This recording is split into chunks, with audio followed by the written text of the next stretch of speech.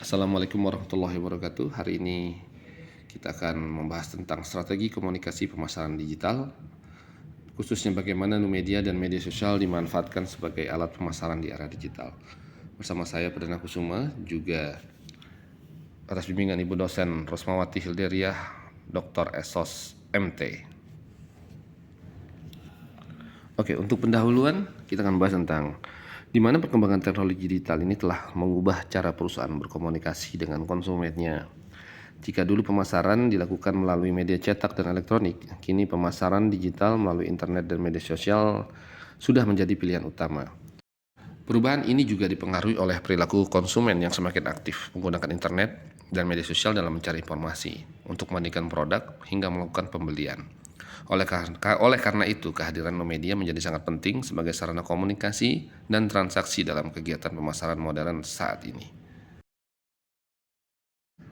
Adapun tujuan dari pembelajaran ini adalah agar kita mampu memahami konsep dasar media dan kaitannya dengan komunikasi pemasaran.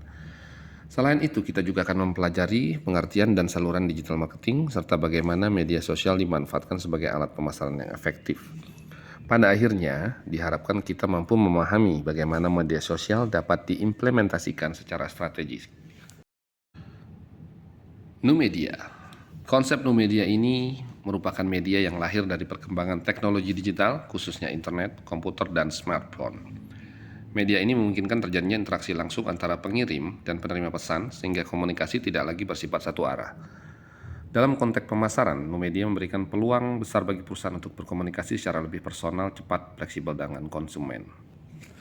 Bisa kita ambil contoh dari Numedia antara lain website, zaman dulu itu ada blog, juga media sosial, forum online, dan platform berbagi video seperti YouTube, Snack Video, dan lain-lain.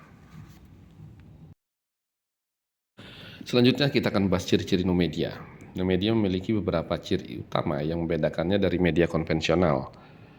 Pertama adalah interactivity, yaitu kemampuan pengguna untuk merespon dan berinteraksi langsung dengan konten. Kedua, social presence, di mana media mampu menciptakan rasa kedekatan sosial meskipun tidak bertatap muka langsung. Selain itu, terdapat autonomi, yang memberikan kebebasan bagi pengguna dalam memilih dan mengendalikan konten.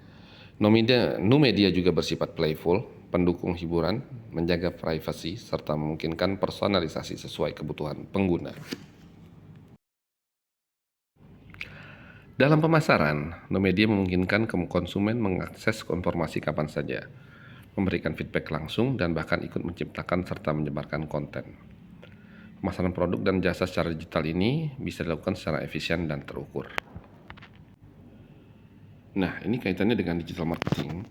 Digital marketing adalah kegiatan pemasaran produk dan jasa yang dilakukan melalui media digital dan internet. Strategi ini menjadi sangat populer karena dinilai lebih efisien, praktis, dan memiliki jangkauan luas.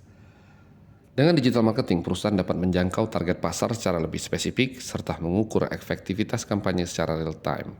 Jadi tidak heran jika saat ini hampir semua pelaku bisnis, baik perusahaan besar maupun UMKM, memanfaatkan digital marketing dalam strategi pemasarannya. Nah, dalam digital marketing terdapat beberapa saluran yang dapat digunakan oleh perusahaan.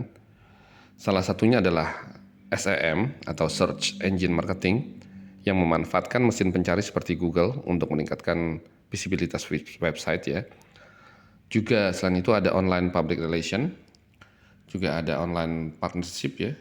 Terus ada interactive advertising, juga ada email marketing, jadi kayak email blast gitu ya. Dan viral marketing, di mana ketika perusahaan membuat program-program yang membuat produk menjadi viral di sosial media atau di internet. Nah, masing-masing saluran ini memiliki fungsi dan strategi yang berbeda. Namun semuanya bertujuan untuk meningkatkan awareness. Selain meningkatkan awareness juga meningkatkan engagement dan penjualan tentunya, yang tentu saja menjadi tolak ukur dari semua program-program ini, dari semua saluran digital marketing ini adalah meningkatnya sales dan meningkatkan pendapatan perusahaan. Selanjutnya kita akan ada IMC Digital, yaitu Integrated Marketing Communication, di mana IMC ini diterapkan di era digital mulai dari iklan online maksudnya, promosi penjualan hingga e-commerce ya, sehingga mereka tuh menjadi bentuk direct marketing. Komunikasinya juga komunikasi pemasaran juga berbasis sosial, media sosial maksudnya, juga membangun hubungan dengan konsumen. Saat ini juga media sosial ini merupakan bagian digital marketing yang memanfaatkan platform sosial sebagai alat komunikasi pemasaran. Juga memungkinkan terjadinya interaksi dua arah antara perusahaan dengan konsumen. Juga yang paling penting untuk dipahami bahwa media sosial tidak menggantikan media tradisional, melainkan diintegrasikan untuk memperoleh hasil pemasaran yang lebih optimal. Media sosial marketing juga merupakan bagian dari digital marketing yang memanfaatkan platform sosial sebagai alat komunikasi pemasaran. Media sosial memungkinkan terjadinya interaksi dua arah antara perusahaan dan konsumen, dan penting untuk dipahami bahwa media sosial ini tidak menggantikan media tradisional, melainkan berintegrasi untuk memperoleh hasil pemasaran yang lebih optimal. Oleh karena itu, strategi penggunaan media sosial harus disesuaikan dengan tujuan pemasaran yang ingin dicapai tentunya. Oke, kita akan berbicara tentang platform di media sosial. Pertama ada Facebook. Jadi saat ini di media sosial itu banyak platform yang cukup populer dan tentu saja banyak digunakan masyarakat. Pertama tadi kita sebutkan Facebook. Jadi Facebook ini menjadi salah satu platform yang banyak digunakan dalam kegiatan pemasaran tentunya. Di Facebook ini perusahaan dapat membuat fanpage sebagai sarana promo dan komunikasi bisnis. Penyampaian pesan juga biasanya terencana dari segi konten, frekuensi maupun posting ya. Selain itu juga Facebook memungkinkan interaksi langsung dengan konsumen melalui fitur komen dan pesan, sehingga trust-nya lebih dapat dan loyalitasnya juga lebih dapat ya. Oke, selanjutnya adalah YouTube. YouTube ini media sosial yang berbasis video yang sangat efektif dalam kegiatan pemasaran saat ini, di mana perusahaan dapat mendemonstrasikan produk secara lebih detail dan menarik. Tentu saja dengan kualitas video yang baik, juga penggunaan kata kunci yang tepat, serta konsistensi dalam mengunggah konten. Itu biasanya sangat efektif untuk meningkatkan brand awareness secara signifikan.